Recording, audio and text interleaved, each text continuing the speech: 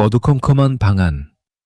10살 남짓한 소년이 책장 구석에 숨어 거울을 바라보고 있습니다. 소년의 오른쪽 눈은 초점을 잃은 채 엉뚱한 곳을 향해 돌아가 있었고, 각막은 하얗게 변해 있었습니다. 세상을 발칵 뒤집어 놓을 실존주의의 거장, 장폴 사르트르의 유년 시절은 이토록 잔인한 외모 컴플렉스에서 시작되었습니다. 소년은 거울 속 자신의 일그러진 얼굴을 보며 생각했습니다. 나는 왜 이렇게 태어났을까? 내 존재는 왜 이토록 추악한 것일까? 어린 사르트르에게 세상은 축복이 아니라 타임의 차가운 시선이라는 감옥이었습니다. 사시가 된 눈으로 세상을 비스듬히 바라보며 그는 아주 일찍부터 인간이라는 존재의 심연을 들여다보기 시작했습니다. 이야기 속으로 빠져들기 전 여러분의 구독과 좋아요는 사르트르의 치열한 삶을 끝까지 추적하는 큰 힘이 됩니다. 천재 철학자의 어린 시절은 언뜻 보기에 남부러울 것 없는 환경이었습니다. 하지만 그 이면에는 지독한 소외감과 위선이 도사리고 있었죠. 해군 장교였던 아버지는 사르트르가 태어난 지 겨우 15개월 만에 열병으로 세상을 떠났습니다. 홀로 남은 어머니는 어린 아들의 손을 잡고 친정인 슈바이처 가문으로 들어갔습니다. 네, 우리가 잘 아는 알베르트 슈바이처 박사의 그 가문이 맞습니다. 외할아버지 샤를 슈바이처는 아주 엄격하고 대단한 명망을 가진 독일어 교수였습니다. 외가 식구들은 아버지가 없는 이 불쌍하고 못생긴 아이를 지극정성으로 보살폈습니다. 겉보기에는 완벽한 사랑이었고 아늑한 울타리였습니다. 하지만 어린 사르트르는 그 숨막히는 평화 속에서 이상한 위선을 감지합니다. 외할아버지는 어린 사르트르를 서재로 데려가 수천 권의 책을 보여주며 말했습니다. 장폴, 너는 이 책들을 읽고 자라나 위대한 문학가가 되어야 한단다. 가문의 명예를 이어받아야지. 외할아버지의 칭찬과 가문의 기대는 온통 가짜 연극 같았습니다. 가문 사람들은 사르트르라는 아이의 본질을 사랑한 것이 아니라 자신들의 교양과 자비심을 돋보이게 만들어줄 귀여운 인형을 사랑한 것이었죠. 사르트르는 훗날 자신의 자서전에서 이때를 회상하며 이렇게 고백했습니다. 나는 그 집안에서 하나의 문화적 상품이자 어른들의 연극을 완성해주는 소품에 불과했다. 어른들의 입맛에 맞는 착한 아이를 연기해야만 사랑받을 수 있다는 사실은 소년에게 거대한 비극이었습니다. 설상가상으로 4살 때 앓은 지독한 독감은 그의 오른쪽 눈을 멀게 만들었고 심한 사실을 남겼습니다. 학교에 들어간 사르트르는 단번에 아이들의 놀림감이 되었습니다. 못생긴 사십꼬맹이, 괴물 같은 녀석. 아이들은 사르트르를 무리에 끼워주지 않았습니다. 사르트르는 아이들이 뛰어노는 운동장 한 구석에서 언제나 혼자였습니다. 그 지독한 고독 속에서 소년이 도망친 곳은 결국 외할아버지의 서재, 즉 책의 세계였습니다. 인간의 눈을 피해 책 속으로 도망친 소년은 그곳에서 새로운 무기를 발견합니다. 타인의 시선이 나를 괴물로 만든다면 나는 글로써 세상을 지배하겠다는 결심이었습니다. 사르트르는 8살 때부터 스스로 소설을 쓰기 시작했습니다. 글을 쓰는 순간만큼은 사실을 가진 못생긴 꼬마가 아니라 세상을 마음대로 창조하고 파괴할 수 있는 전능한 신이 된 기분이었습니다. 그는 어른들의 가짜 칭찬에 미소 지으면서도 속으로는 그들의 위선을 날카롭게 해부하는 법을 배웠습니다. 인간은 태어날 때부터 어떠한 목적이나 가치를 가지고 태어나는 것이 아닙니다. 사르트르는 아주 어린 나이에 이미 그 차가운 진실을 온몸으로 겪었습니다. 만약 가문이 정해준 대로 타임의 시선이 원하는 대로만 산다면 그것은 진짜 살아있는 것이 아니라 정해진 배역을 연기하는 인형일 뿐이라는 것을 말이죠. 웅장한 가문의 그늘 밑에서 가짜 인생을 살아가던 소녀는 이제 청년이 되어 세상을 향해 거침없는 반역의 칼날을 갈기 시작합니다. 그가 맞닥뜨린 다음 운명은 그의 인생 전체를 뒤흔들 잔인하고도 아름다운 만남이었습니다. 외할아버지의 거대한 서재는 소년 사르트르에게 피난처인 동시에 감옥이었습니다. 어머나, 우리 장폴이 벌써 이런 어려운 책을 읽다니. 정말 신동이 따로 없구나. 이모와 삼촌들의 과장된 목소리가 들려올 때마다 어린 사르트르는 소름 끼치는 이질감을 느꼈습니다. 그들은 사르트르라는 아이의 가치보다 그 아이를 키워내는 자신들의 고상한 교양을 사랑했던 겁니다. 이 숨막히는 위선의 굴레를 깨부순 것은 아이러니하게도 어머니의 재혼이었습니다. 사르트르가 12살이 되던 해 어머니는 해상 공장 공장장이었던 조셉 만시니와 재혼합니다. 엄격한 지식인 가문이었던 슈바이처가를 벗어나 프랑스 서부의 항구 도시 라로셸로 이사를 가게 된 것이죠. 새아버지는 아주 전형적인 기술 관료이자 철저한 부르주아였습니다. 규율과 복종을 중시하고 실용적이지 않은 문학과 철학을 경멸하는 인물이었죠. 사르트르는 이 새아버지를 끔찍이도 싫어했습니다. 라로셸에서의 고등학교 생활은 사르트르에게 지옥과 같았습니다. 세련된 파리도련님 같았던 사르트르를 시골 학교 아이들은 가만두지 않았습니다. 게다가 그의 사시와 작은 체구는 아주 좋은 먹잇감이었죠. 이봐, 사시꼬맹이. 넌 도대체 어딜 보고 얘기하는 거냐? 눈이 삐뚤어지니 마음도 삐뚤어진 거 아냐? 아이들의 킥킥거리는 웃음소리가 교실을 가득 채울 때마다 사르트르는 수치심으로 온몸이 떨렸습니다. 하지만 사르트르는 예전처럼 방구석에 박혀 울기만 하는 유약한 아이가 아니었습니다. 그는 생존하기 위해 반역을 택했습니다. 아이들의 환심을 사기 위해 외할아버지의 돈꾀에서 돈을 훔쳐 친구들에게 과자를 사주기 시작한 겁니다. 심지어 반에서 가장 거칠고 말썽 피우는 무리의 우두머리와 어울리며 학교에 공인된 문제아가 되었습니다. 새아버지는 이런 사르트르의 행동을 보고 불같이 화를 냈습니다. 너 같은 녀석은 우리 가문의 수치다. 당장 정신 차리지 못해? 새아버지의 불호령을 들으며 사르트르는 깨달았습니다. 부르주아들이 말하는 도덕과 규율이란 결국 기득권을 지키기 위한 위선적인 껍데기에 불과하다는 것을 말이죠. 외가에서는 교양이라는 이름의 가짜 연극을, 새집에서는 규율이라는 이름의 억압을 겪은 사르트르는 결심합니다. 어른들이 만들어 놓은 가짜 인생의 궤도에서 완전히 이탈하겠다고 말입니다.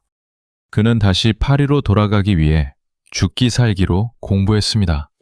결국 프랑스 최고의 수재들만 모인다는 명문 고등사범학교 에콜 노르말 슈페리웨르에 당당히 합격합니다.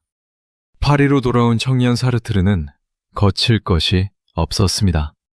키는 157cm에 불과하고 외모는 여전히 사시에 볼품 없었지만 그의 입에서 나오는 날카로운 지성과 거침없는 독설은 대학가를 뒤흔들었습니다.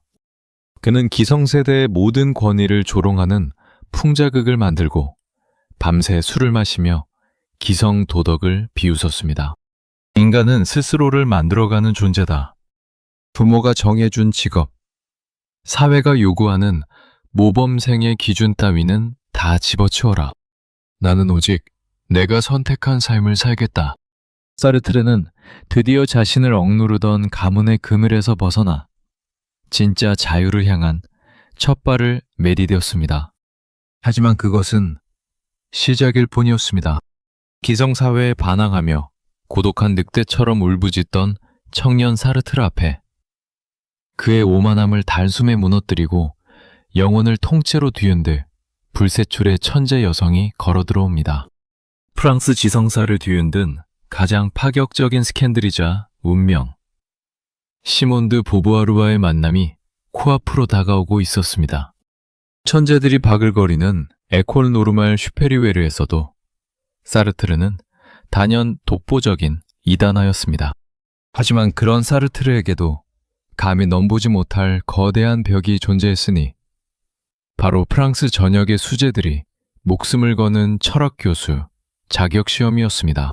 만만하게 생각했던 첫 시험에서 사르트르는 충격적인 낙방을 경험합니다. 오만했던 청년의 자존심이 바닥으로 내팽개쳐진 순간이었죠. 절치부부심하며 두 번째 시험을 준비하던 천재 사르트르의 눈에 믿을 수 없을 정도로 명석하고 아름다운 여성 한 명이 포착됩니다. 그녀의 이름은 시몬 드 보부아르였습니다. 보부아르는 당시 21살의 나이로 철학교수 자격시험을 준비하고 있던 가톨릭 명문가 출신의 재원이었습니다. 사르트르는 그녀와 철학적 논쟁을 나누다 경악을 금치 못했습니다. 자신이 그동안 쌓아올린 논리와 사상을 보부아르는 너무나 손쉽게 파헤치고 분석해냈던 겁니다. 사르트르는 훗날 이때를 회상하며 동료에게 이렇게 고백했습니다. 그녀는 나만큼이나 지독한 지적 갈증을 느끼고 있었네. 아니, 어떤 면에서는 나보다 훨씬 더 냉철하고 날카로웠지. 내 영혼의 쌍둥이를 찾은 기분이었어. 두 사람은 밤낮을 가리지 않고 파리의 카페에 앉아 문학과 철학, 그리고 인간의 본질에 대해 치열하게 토론했습니다. 사르트르는 보부아르의 완벽한 지성에 매료되었고, 보부아르는 사르트르의 거침없는 반역 정신과 자유로운 사상에 마음을 빼앗겼습니다. 1929년 철학교수 자격시험의 결과가 발표되었습니다. 수석은 장폴 사르트르, 차석은 시몬 드 보부아르였습니다. 최연소 차석 합격자라는 영예를 아는 보부아르와 수석 사르트르는 이제 프랑스 지성사에서 가장 강력한 콤비가 되었습니다. 시험이 끝난 후 사르트르는 보부아르에게 기성사회의 통념을 완전히 뒤흔드는 파격적인 제안을 건넵니다. 시몬, 우리는 결혼이라는 부르주아들을 위선적인 제도에 우리 자신을 가두지 맙시다. 결혼은 서로의 자유를 구속하고 영혼을 갉아먹는 감옥일 뿐이오. 대신 우리 2년 동안 계약을 맺고 연인이 됩시다. 보부아르는 사르트르의 눈을 똑바로 쳐다보며 물었습니다. 계약 결혼이라뇨? 구체적으로 어떤 조건입니까? 사르트르는 거침없이 자신의 생각을 쏟아냈습니다. 첫째, 우리는 서로에게 절대 거짓말을 하지 않으며 모든 것을 공유합니다. 둘째, 우리의 사랑은 본질적인 사랑이므로 유지하되 각자 다른 사람과 나누는 우연한 사랑도 서로 인정하고 존중합시다. 셋째, 공간을 공유하며 서로를 구속하지 말고 각자의 독립된 삶을 유지하는 겁니다. 당시의 상식으로는 도저히 받아들일 수 없는 파격적인 계약 결혼 제안이었습니다.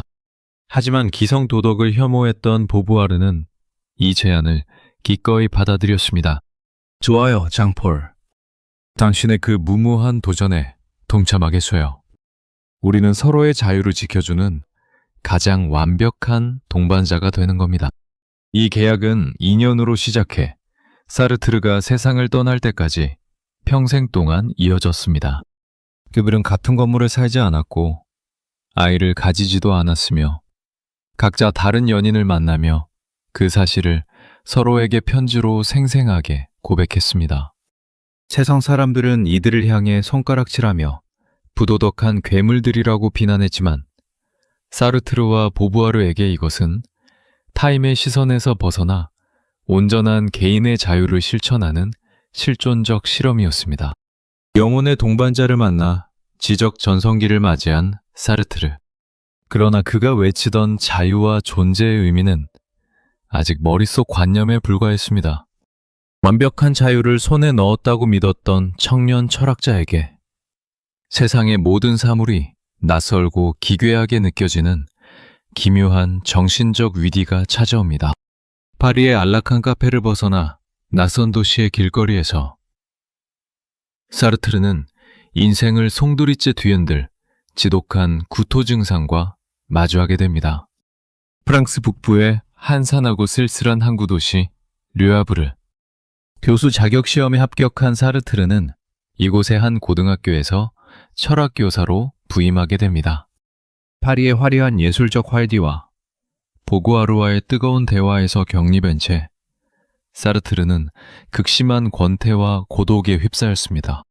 매일 똑같은 시간에 일어나 학교로 향하고 지루한 눈빛의 학생들에게 철학 공식을 가르치는 일상은 그 자체로 거대한 감옥이었습니다. 사르트르는 생각했습니다.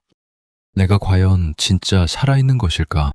아니면 박제된 인형처럼 굴러가고 있는 것일까? 그러던 어느 날 바닷가 공원을 거닐던 사르트르는 벤치 옆에 덩그러니 놓인 거대한 마로니의 나무 뿌리를 목격합니다. 그 순간 그의 머릿속을 강타하는 기괴한 감각이 온몸을 지배했습니다. 나무 뿌리는 검고 투박했으며 아무런 가치도 목적도 없이 그저 그 자리에 덩그러니 존재하고 있었습니다. 사르트르는 그 징그럽고 육중한 사물을 바라보며 숨이 막히는 듯한 메스꺼움을 느꼈습니다. 그것은 다름 아닌 지독한 구토였습니다. 이 나무 뿌리는 왜 여기에 있는 거지? 어떤 이유도 없고 목적도 없다. 그저 존재하고 있을 뿐이다. 그리고 나 또한 마찬가지 아닌가. 사르트르는 깨달았습니다. 세상의 모든 사물과 인간은 신이 특별한 목적을 가지고 정성스레 만든 작품이 아니라는 것을 말이죠. 잉크병은 글을 쓰기 위해 만들어졌고 칼은 물건을 자르기 위해 만들어졌습니다. 사물은 본질이 존재보다 앞섭니다. 하지만 인간은 다릅니다. 우리는 아무런 이유 없이, 아무런 계획 없이 세상에 툭 던져진 존재입니다. 존재가 먼저이고 그 어떤 의미나 본질도 정해져 있지 않습니다. 사르트르는 이 현상을 실존이 본질에 앞선다는 말로 정의했습니다. 하지만 의미가 없다는 진실은 청년 철학자에게 거대한 공포로 다가왔습니다. 내가 왜 살아야 하는지, 내가 무엇을 해야 하는지 알려주는 절대적인 정답이 세상에는 없었기 때문입니다. 국가, 종교, 가문이 말하는 고상한 가치들은 인간이 이 무의미한 공포를 잊기 위해 급조해낸 얄팍한 거짓말에 불과했습니다. 사르트르는 이 깨달음을 바탕으로 자신의 첫 번째 소설이자 불후의 명작인 구토를 집필하기 시작합니다. 주인공 로캉탱의 입을 빌려 세상의 가짜 도덕과 위선을 철저하게 해부한 것이죠.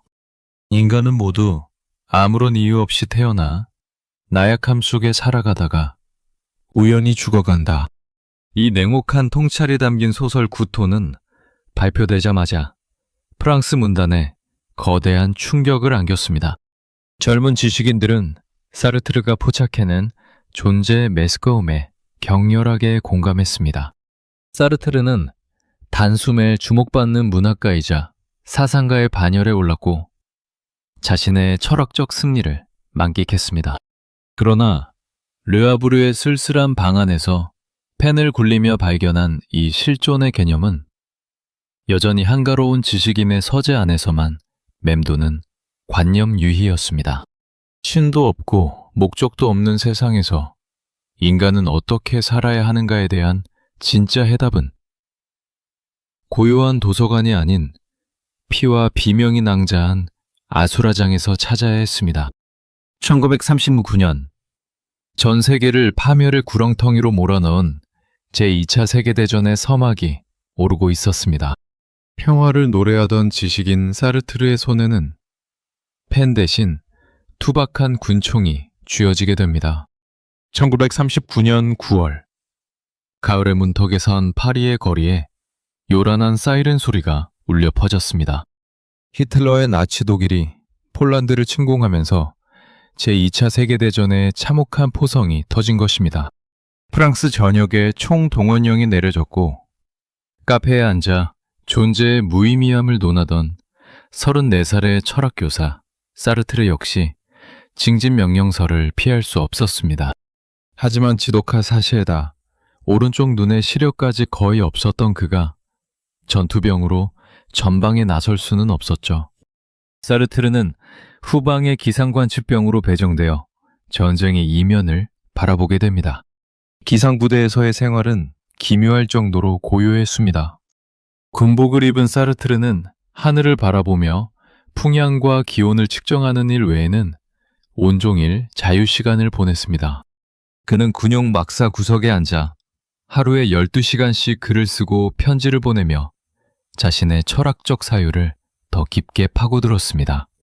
전쟁이라는 거대한 파도가 인류를 집어삼키고 있었지만 이때까지만 해도 사르트르에게 전쟁은 나에게 불편을 주는 귀찮은 외부 사건에 불과했습니다.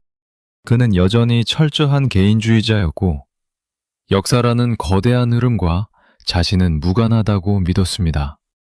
그러나 나치 독일의 군화는 생각보다 훨씬 빠르고 잔인했습니다. 1940년 5월 독일군의 전격전 앞에 프랑스 전선은 순식간에 무너져 내렸습니다. 사르트르가 있던 부대 역시 테러가 끊겼고 자신의 35번째 생일이었던 6월 21일 그는 독일군의 포로가 되어 철창가치에 갇히는 신세가 됩니다. 평생 자유를 부르짖던 철학자가 가장 물리적이고 철저하게 자유를 박탈당한 순간이었습니다. 독일 트리어에 위치한 포로 수용소의 환경은 비참했습니다. 사방이 가시철사로 둘러싸인 수용소에서 수만 명의 포로가 굶주림과 추위, 그리고 언제 죽을지 모른다는 극심한 공포 속에서 하루하루를 버텨내고 있었습니다. 사르트르는 그곳에서 평생 경험해보지 못한 기묘한 연대감을 맛보게 됩니다. 파리의 고상한 지식인, 시골의 농부, 거친 노동자, 가톨릭 신부들이 계급장과 교양의 껍데기를 모두 벗어던진 채 똑같은 인간 대 인간으로 살을 맞대고 누워 있었던 겁니다. 그동안 내가 생각했던 자기는 얼마나 나약하고 사치스러운 것이었던가. 인간은 혼자서 고립되어 존재하는 깨끗한 섬이 아니다. 우리는 모두 타인과 얽혀 있으며 역사의 소용돌이 속에 함께 던져진 운명 공동체다. 수용소 안에서 사르트르는 변하기 시작했습니다. 그는 지식인이라는 오만을 버리고 동료 포로들을 위해 할 수 있는 일을 찾았습니다. 그를 모르는 이들을 위해 편지를 대신 써주고 크리스마스에는 수용소의 동료들을 위로하기 위해 성탄극을 직접 집필해 무대에 올리기까지 했습니다. 신을 믿지 않는 철학자가 신부들과 어깨를 나란히 하고 앉아 인간의 존엄성과 희망을 노래한 것입니다. 수용소의 어둠 속에서 사르트르는 비로소 개인주의의 껍질을 깨고 사회적 인간으로 다시 태어났습니다. 가짜 진단서를 꾸며 극적으로 수용소를 탈출한 사르트르는 1941년 봄 다시 파리로 돌아왔습니다. 하지만 그가 사랑했던 예술과 낭만의 도시 파리는 이미 나치의 하켄크로이츠 깃발이 휘날리는 굴욕의 도시로 변해 있었습니다. 동료들은 숨죽여 울거나 목숨을 구걸하기 위해 나치에 부역하고 있었죠. 파리의 거리를 가득 채운 절망을 바라보며 포로 수용소를 거쳐온 노련한 철학자는 결심합니다. 얌전히 상아탑에 갇혀 펜만 굴리는 비겁한 지식인으로 남지 않겠다고 말입니다. 그는 이제 점령군 나치의 총칼에 맞서 자신이 가진 가장 강력한 무기인 글을 들고 은밀한 지하전쟁을 준비하기 시작합니다. 나치의 군화가 파리의 유서 깊은 돌바닥을 짓밟고 있던 시절, 도시는 숨막히는 침묵과 불신으로 가득 차 있었습니다. 이웃이 밀고자가 되고 동료가 변절자가 되는 막막한 어둠 속에서 사르트르는 결심했습니다. 나치가 빼앗지 못한 유일한 영토, 즉 프랑스인들의 영혼과 정신을 깨워야 한다고 말이죠. 그는 뜻이 맞는 지식인들을 모아 지하 저항 조직인 사회주의와 자유를 결성했습니다. 총과 폭탄을 들고 싸우는 무장투쟁은 아니었지만 나치의 검열을 피해 비밀리에 경문을 찍어내고 시민들의 가슴에 저항의 불씨를 지피는 위험천만한 싸움이었습니다.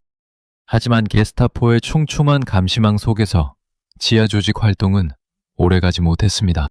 동료들이 하나둘 체포되자 사르트르는 전략을 바꾸었습니다. 합법적인 무대의 장 위에서 나치의 검열관들이 눈치채지 못하도록 교묘하게 숨겨진 저항의 메시지를 던지기로 한 것이죠. 그렇게 탄생한 작품이 바로 연극 파리떼였습니다.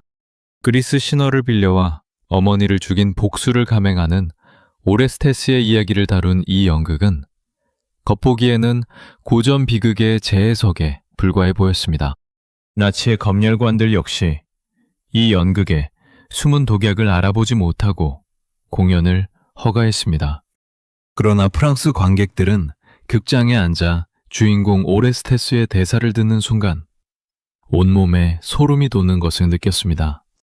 극중 오레스테스는 자신을 억누르는 가짜 신과 군주를 향해 당당하게 외칩니다. 당신은 신일지 몰라도 나의 왕은 아니다. 나는 내 자유를 찾았고 내 행동에 책임을 질 것이다. 이것은 명백히 점령군 나치와 그들에게 머리를 숙인 비시 괴뢰 정부를 향한 통렬한 선전포고였습니다.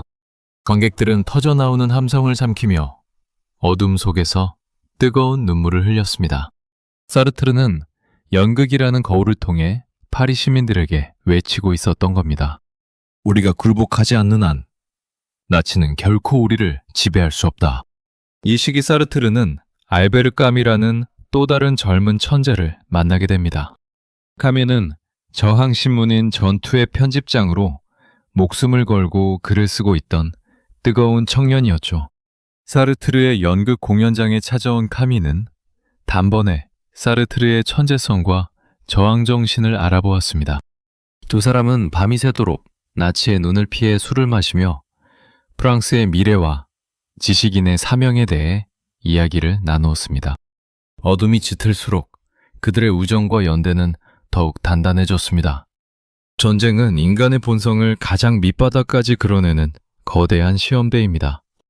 누군가는 살기 위해 동포를 팔아넘겼고 누군가는 정의를 위해 목숨을 바쳤습니다. 사르트르는 점령당한 파리의 한복판에서 인간의 위대함과 추악함을 동시에 목격했습니다. 그리고 마침내 그가 수용소와 전쟁터를 거치며 온몸으로 깨닫고 다듬어온 실존주의 철학의 거대한 탑이 세상의 모습을 드러낼 준비를 마쳤습니다. 1943년 종이가 부족해 갱지에 간신히 인쇄된 두꺼운 책 한 권이 파리의 서점가에 깔리기 시작합니다. 인류의 사상사를 통째로 뒤흔들 불후의 명저, 존재와 무의 탄생이었습니다. 1943년 연합군의 폭격과 나치의 가혹한 수탈로 파리의 겨울은 잔인하게 추웠습니다. 뗀감이 없어 사람들이 책을 태워 보일러를 돌리던 그 혹독한 시절에 사르트르는 무려 1000쪽이 넘는 벽돌 같은 철학서 존재와 물을 세상에 내놓습니다. 종이가 극도로 부족했던 시기였기에 이 두껍고 어려운 책이 팔릴 리 없다고 생각한 출판업자의 예상과 달리 책은 출간되자마자 파리의 지식인들과 청년들 사이에서 불티나게 팔려나갔습니다. 어떤 이들은 이 책을 저울 위에 올려놓고 땔감 대용으로 쓸 무게를 달았지만 사상을 갈망하던 청년들은 그 안에서 영혼을 뒤흔드는 해방의 문장을 발견했습니다. 이 책에서 사르트르는 인간의 존재를 대자 존재, 즉 스스로를 의식하고 변화시킬 수 있는 존재로 정의했습니다. 반면 나무나 돌멩이, 의자 같은 사물들은 즉자 존재로 이미 정해진 상태 그대로 영원히 머물러 있는 존재들이죠. 사르트르는 나치의 압제 밑에서 숨죽여 살아가던 프랑스인들에게 날카로운 비수를 꽂는 질문을 던졌습니다. 당신들은 눈앞의 공포가 두려워 나치에게 복종하는 노예로 살아가고 있습니까? 그렇다면 당신들은 인간이 아니라 그저 굴러다니는 돌멩이와 다를 바 없습니다. 그는 인간에게 주어진 자유를 달콤한 축복이 아니라 피할 수 없는 거대한 운명이자 형벌이라고 선언했습니다. 인간은 자유롭도록 저주받았다. 왜냐하면 인간은 스스로 창조되지 않았음에도 불구하고 일단 세상에 던져진 이상 자신이 행하는 모든 것에 대해 책임을 져야 하기 때문이다. 이것은 신이 사라진 세계에서 인간이 짊어져야 할 가장 무겁고도 위대한 왕관이었습니다. 많은 이들이 상황이 어쩔 수 없었다. 시대가 나를 이렇게 만들었다. 라며 자신의 변절과 나약함을 합리화할 때 사르트르는 그 비겁한 핑계를 단칼에 잘라버렸습니다. 나치에게 협력할 것인가? 레지스탕스에 가담해 총을 들 것인가? 아니면 그저 침묵할 것인가? 그 어떤 행동을 선택하든 그것은 온전히 개인의 자유로운 선택이며 그 선택에 따른 결과와 책임 역시 온전히 자기가 져야 한다는 것이었습니다. 이 잔인할 정도로 정직한 철학은 역설적이게도 절망에 빠진 파리 청년들에게 거대한 구원이 되었습니다. 나치의 지배가 영원할 것 같던 암흑 속에서 내가 내 삶의 주인이며 내 선택으로 역사를 바꿀 수 있다는 사르트르의 외침은 청년들의 심장에 불을 질렀습니다. 우리는 비록 사슬에 묶여 있을지라도 그 사슬을 받아들일지 거부할지 결정할 자유가 있다. 1944년 8월 마침내 파리가 나치의 사슬을 끊고 해방되었습니다. 샹젤리제 거리는 환호하는 시민들과 연합군 탱크로 가득 찼고 어둠 속에서 펜으로 싸우던 사르트르는 이제 광장으로 걸어 나왔습니다. 전쟁이 끝나고 모든 기존의 가치관과 도덕이 무너져 내린 폐허 위에서 사람들은 새로운 삶의 이정표를 갈망했습니다. 그리고 그들의 시선은 자연스럽게 파리의 한 카페 구석에서 담배 연기를 뿜어내고 있는 사시의 철학자에게로 향하기 시작했습니다. 전후 세계를 통째로 뒤흔들 실존주의 신드롬의 서막이었습니다. 전쟁이 끝난 파리는 승리의 환호 뒤에 깊은 허물을 감추고 있었습니다. 수많은 사람이 죽어나갔고 인류가 쌓아 올린 찬란한 문명과 종교, 도덕은 나치의 가스실 앞에서 아무런 힘도 쓰지 못했습니다. 기성세대가 가르치던 정의와 신념에 완전히 배신당한 청년들은 방황했습니다. 바로 그때 파리 생제르맹 데프레 거리에 위치한 카페 드 플로르에는 기묘한 활기가 돌기 시작했습니다. 그 중심에는 언제나 짙은 파이프 담배 연기 속에서 원고지를 채워나가던 사르트르가 있었습니다. 사르트르와 보부아르는 아침 일찍 카페 드 플로르의 문이 열릴 때부터 밤늦게 문을 닫을 때까지 그곳을 자신들의 서재이자 집무실로 삼았습니다. 난방이 잘 되지 않던 전후의 추운 겨울. 따뜻한 난로가 있는 카페는 지식인과 청년들의 해방구였습니다. 청년들은 사르트르의 주변으로 구름처럼 몰려들었습니다. 그들은 사르트르를 실존주의의 황제라 불렀고 카페 드 플로르는 실존주의의 성지가 되었습니다. 1945년 10월 사르트르가 파리의 한 강연장에서 실존주의는 휴머니즘이다 라는 주제로 대중 강연을 열었을 때의 일입니다. 강연장은 시작 몇 시간 전부터 인산인해를 이루었습니다. 혀를 구하지 못한 청년들이 문을 부수고 들어오는 바람에 의자가 박상하고 몇몇 여성들은 인파에 밀려 기절하기까지 했습니다. 철학 강연장이 마치 당대 최고의 락스타의 콘서트장처럼 변해버린 것입니다. 사르트르는 단상 위에 올라 특유의 카리스마 넘치는 목소리로 외쳤습니다. 실존주의는 절망의 철학이 아닙니다. 인간은 아무것도 정해진 것이 없기에 오히려 스스로 미래를 개척하고 만들어갈 수 있는 위대한 존재입니다. 행동하십시오. 그것이 여러분의 실존을 증명하는 유일한 길입니다.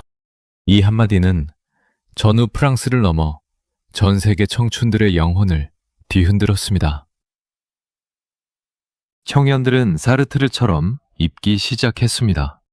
털렁한 셔츠에 파이프 담배를 물고 재즈바에 모여 새벽까지 실존과 자유를 논하는 것이 당대 가장 멋진 청춘의 상징이 되었습니다. 언론은 이를 실존주의 신드롬이라 부르며 매일같이 사르트르의 일거수일투족을 보도했습니다. 하지만 사르트르는 자신에게 쏟아지는 화려한 찬사와 대중적인 인기에 취하지 않았습니다. 그는 카페에 앉아 청년들의 박수를 받는 것에 만족하기에는 세상의 모순이 너무나 역동적으로 흘러가고 있음을 직감했습니다. 전쟁은 끝났지만 세계는 곧바로 자본주의와 공산주의라는 거대한 두 축으로 갈라져 소리 없는 전쟁, 즉 맹전의 소용돌이로 빨려 들어가고 있었기 때문입니다. 그리고 이 거대한 역사의 갈림길 앞에서 사르트르는 생사를 함께했던 가장 소중한 영혼의 법과 인생을 건 잔인한 논쟁을 시작해야만 했습니다. 점령기 시절 나치의 눈을 피해 지하방에서 술잔을 부딪히며 뜨거운 우정을 나누었던 사르트르와 알베르 까미. 전후 프랑스 문단과 사상계를 이끄는 두 거장이 된 그들은 세상에서 가장 아름답고도 강력한 지적 연인이었습니다. 저 사람이 파리의 거리를 나란히 걸어갈 때면 대중은 마치 시대를 이끄는 두 명의 예언자를 보는 듯한 경외감을 느꼈죠. 그러나 냉전이라는 거대한 빙하가 세계를 갈라놓기 시작하자 두 천재의 완벽했던 우정에도 회복할 수 없는 균열이 생기기 시작했습니다. 균열의 시작은 1951년 카미가 발표한 한 권의 책 반항인이었습니다. 카미는 이 책에서 인류를 구원하겠다는 명분으로 수많은 목숨을 앗아간 소련의 스탈린주의 체제와 공산주의 혁명의 폭력성을 정면으로 비판했습니다. 아무리 고상한 목적을 가졌을지라도 눈앞에 구체적인 인간을 학살하는 폭력은 결코 정당화될 수 없다는 것이 카뮈의 준엄한 선언이었습니다. 하지만 사르트르의 생각은 달랐습니다. 사르트르는 자본주의 체제 아래에서 억압받는 노동자와 민중을 해방하기 위해서는 혁명 과정에서 발생하는 어느 정도의 폭력과 희생은 불가피한 역사의 진통이라고 믿었습니다. 사르트르는 자신이 발행하던 잡지 현대를 통해 까뮈의 책을 혹평하며 전면적인 공격을 퍼부었습니다. 카뮈, 자네는 역사의 거대한 흐름 속에서 손에 피를 묻히지 않으려는 비겁한 아름다움을 추구하고 있군. 자네의 도덕은 현실에 고통받는 이들에게 아무런 도움도 되지 않는 샹하탑의 도덕일 뿐이야. 카뮈 역시 물러서지 않고 사르트르에게 반박 편지를 보냈습니다. 사르트르, 자네는 역사의 진보라는 거대한 허상을 위해 지금 이 순간 살아 숨쉬는 인간의 존엄성을 감옥과 수용소에 쳐넣고 있네. 목적이 수단을 정당화할 수는 없는 법일세. 두 지성의 대결은 파리를 넘어 전 세계 지식인 사회를 발칵 뒤집어 놓았습니다.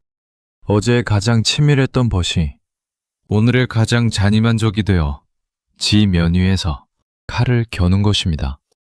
우리는 서로를 너무나 잘 알고 있었기에 서로의 심장을 가장 정확하게 찌를 수 있었다. 결국 두 사람은 완전히 등을 돌렸습니다. 파리의 카페에서 마주쳐도 눈길 한번 주지 않는 차가운 남남이 되었죠. 카미는 사르트르를 향해 역사라는 신흥 종교의 영혼을 판 철학자라 비판했고, 사르트르는 까뮈를 향해 현실의 모순을 외면한 채 홀로 고결한 척하는 부르주아 지식인이라며 냉소했습니다. 이들의 결별은 단순한 감정 싸움이 아니었습니다. 정의를 위해 폭력을 용인할 것인가와 어떤 순간에도 인간의 존엄을 지킬 것인가 라는 인류 역사가 마주한 가장 무거운 질문에 대한 거대한 충돌이었습니다. 카미어의 뜨거운 결별을 뒤로하고 사르트르는 자신의 신념을 증명하기 위해 더욱 거칠고 치열한 현실 정치의 한복판으로 뛰어들었습니다. 그는 서재에 안주하는 지식인이기를 단호히 거부했습니다. 권력의 횡포와 불의가 판치는 세상 속에서 지식인은 안락한 삶을 포기하고 날카롭게 지저대는 사냥개가 되어야 한다고 믿었기 때문입니다. 그의 거침없는 발걸음은 이제 전 세계를 뒤흔드는 피비린내 나는 전쟁의 현장으로 향하기 시작합니다.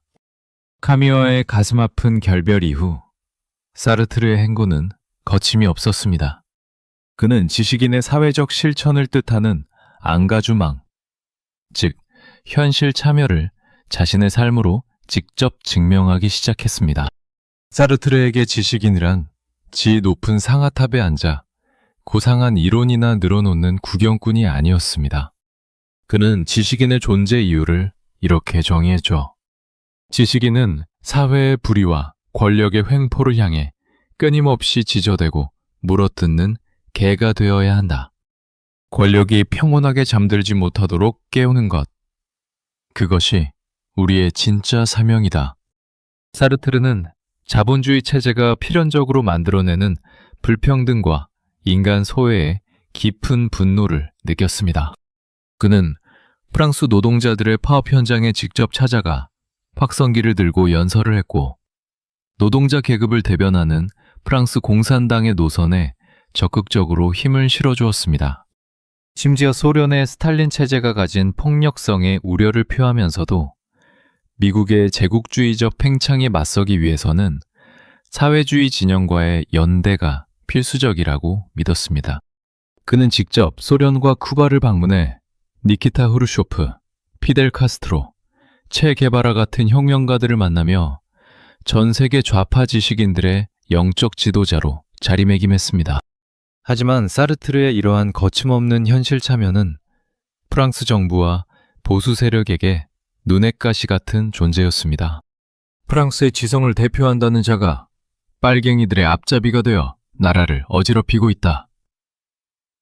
보수 언론들은 매일같이 사르트르를 매국노라 비난하며 파문해야 한다고 목소리를 높였습니다. 우익단체들은 그가 걷는 길목마다 찾아와 야유를 퍼부었고 그의 집과 사무실에는 정체불명의 협박편지와 폭탄 테러 위협이 끊이지 않았습니다. 그럼에도 사르트르는 눈 하나 깜짝하지 않았습니다. 오히려 자신에게 쏟아지는 비난이 거세질수록 자신이 올바른 길을 가고 있다는 증거라며 호탕하게 웃어넘겼죠. 그는 권력과 타협하는 순간 지식인의 생명은 끝난다고 믿었습니다. 정부가 주는 보조금이나 학계의 권위적인 자리에 연연하지 않고 오직 자신의 펜과 목소리만으로 거대한 국가 권력과 맞서 싸웠습니다. 지식인은 세상의 모든 고통에 대해 책임이 있다는 그의 신념은 프랑스 국내 문제를 넘어 제국주의의 추악한 민낯이 드러난 식민지 해방전쟁의 현장에서 가장 뜨겁게 불타오르게 됩니다. 프랑스 정부가 자신들의 식민지였던 알제리를 피로 물들이기 시작하자 사르트르는 자국 정부를 향해 서슬퍼런 칼날을 겨누며 프랑스 역사상 가장 위대하고도 위험한 반역을 감행하기 시작합니다. 1950년대 후반 프랑스 전역은 거대한 딜레마와 도덕적 파산 상태의 지면에 있었습니다. 프랑스의 오랜 식민지였던 알제리에서 독립을 요구하는 거센 혁명의 불꽃이 타오른 것입니다. 프랑스 정부는 군대를 파견해 알제리 독립운동가들을 무자비하게 학살했고 파리 시내 한복판에서도 고문과 투옥이 공공연하게 자행되었습니다. 대다수의 프랑스 국민과 지식인들은 자국의 이익과 애국주의라는 최면에 걸려 이 끔찍한 만행을 묵인하거나 방조하고 있었습니다. 바로 그 침묵의 벽을 깨부수고 나온 이가 장폴 사르트르였습니다. 사르트르는 프랑스 정부의 알제리 침공을 추악한 제국주의적 학살로 규정하고 자국 정부를 향해 맹렬한 포화를 퍼붓기 시작했습니다. 그는 프랑스 군대가 알제리 민간인들에게 가한 잔혹한 고문 실태를 폭로하는 글을 기고했고, 청년들에게 알제리 전쟁 징집을 거부하라는 격동적인 성명서에 앞장서서 서명했습니다. 이것은 명백한 군법 위반이자 전시 상황에서 자국의 등에 칼을 꽂는 국가 반역 행위였습니다. 프랑스 사회는 발칵 뒤집어졌습니다. 극우파 군인들과 보수 세력은 분노로 미쳐 날뛰었습니다. 사르트르, 저 인간은 프랑스의 반역자다. 당장 체포해서 총살해야 한다. 사르트르가 살던 파리의 아파트에는 우익 테러 단체가 설치한 폭탄이 2차례나 터져 건물이 반파되는 참사가 일어났습니다.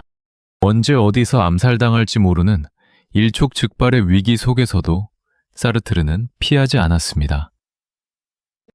오히려 테러가 발생한 다음 날, 피 비린내 나는 현장을 유유히 걸어나와 거리에서 알제리 독립을 지지하는 전단을 나누어 주었습니다.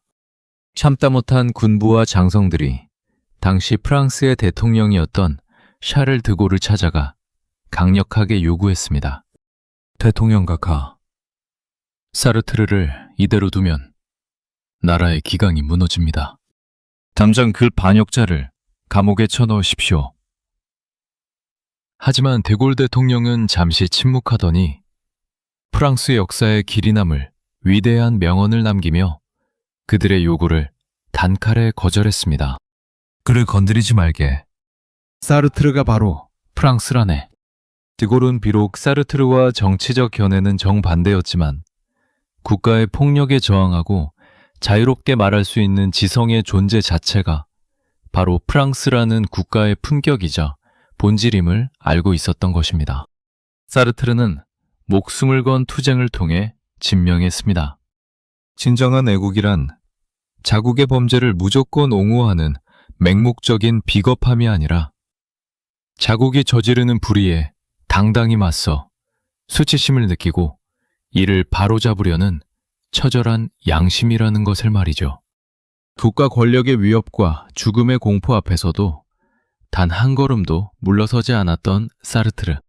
그의 이러한 타협 없는 실존적 태도는 이듬해 전 세계 문화예술계를 또 한 번 경악하게 만든 세기적인 사건으로 이어지게 됩니다.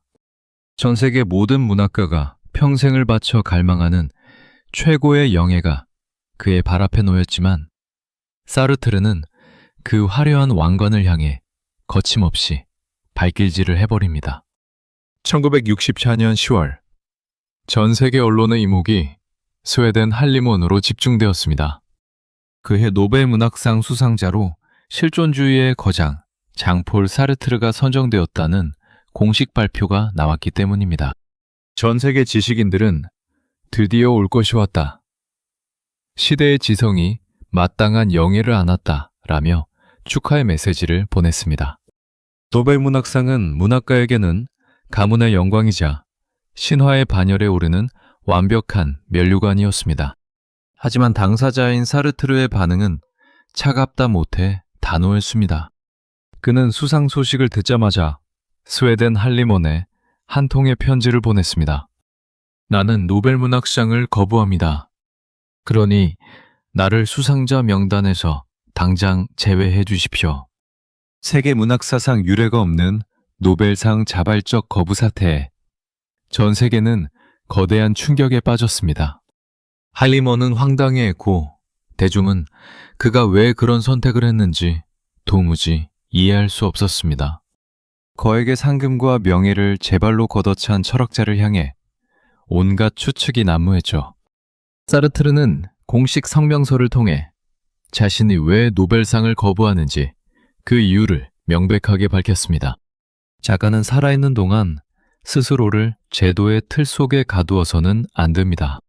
내가 만약 노벨 문학상이라는 화려한 훈장을 가심해 단다면 그것은 스웨덴 할리몬이라는 제도의 가치를 인정하는 꼴이 됩니다. 지식인은 그 어떤 권력이나 제도에도 종속되지 않은 채 오직 자신의 글과 행동으로만 평가받아야 합니다. 사르트르가 두려워했던 것은 바로 박제가 되는 것이었습니다.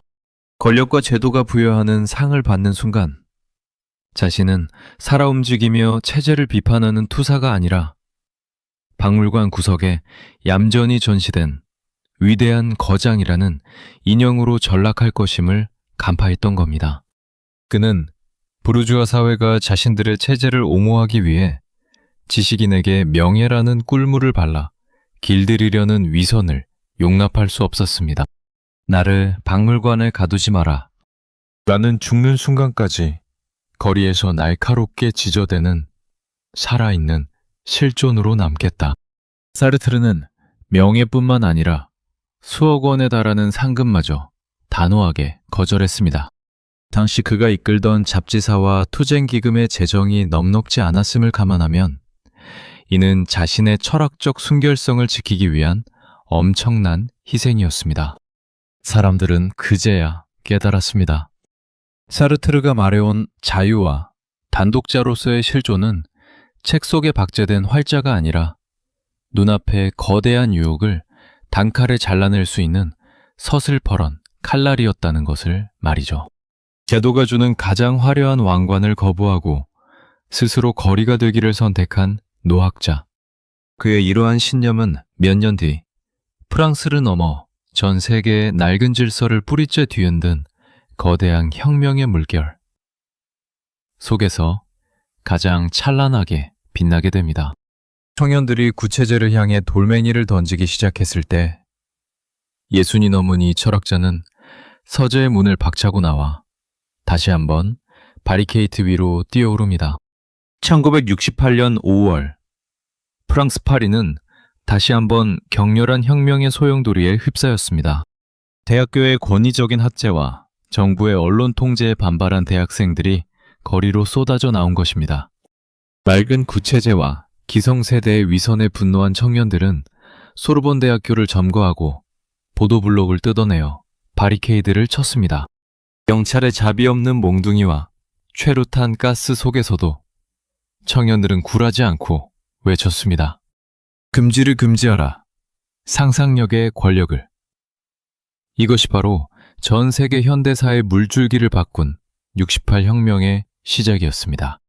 당시 60이 넘은 노학자가 된 사르트르는 이 뜨거운 역사의 현장을 서재 창문 너머로만 바라보지 않았습니다. 그는 지팡이를 짚고 청년들이 바리케이드를 친 소르본 대학교 강당으로 직접 걸어 들어갔습니다. 수천 명의 대학생이 빽빽하게 들어찬 강당.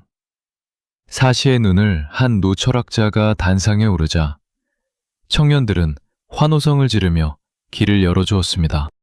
사르트르는 마이크를 잡고 떨리는 그러나 단호한 목소리로 청년들을 향해 외쳤습니다. 청년 여러분, 여러분의 반항은 절대 틀리지 않았습니다. 기성세대가 만들어 놓은 낡고 썩은 도덕의 틀을 깨부수십시오. 당신들은 지금 이 순간 스스로의 힘으로 새로운 실존을 창조하고 있는 중입니다. 나는 죽는 순간까지 여러분의 곁에 서서 함께 싸울 것입니다. 사르트르는 말로만 연대하지 않았습니다.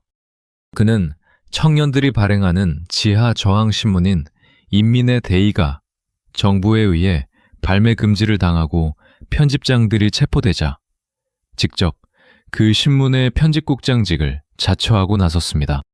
법적으로 편집국장을 체포해야 하는 정부의 손발을 묶어버린 신의 한 수였죠.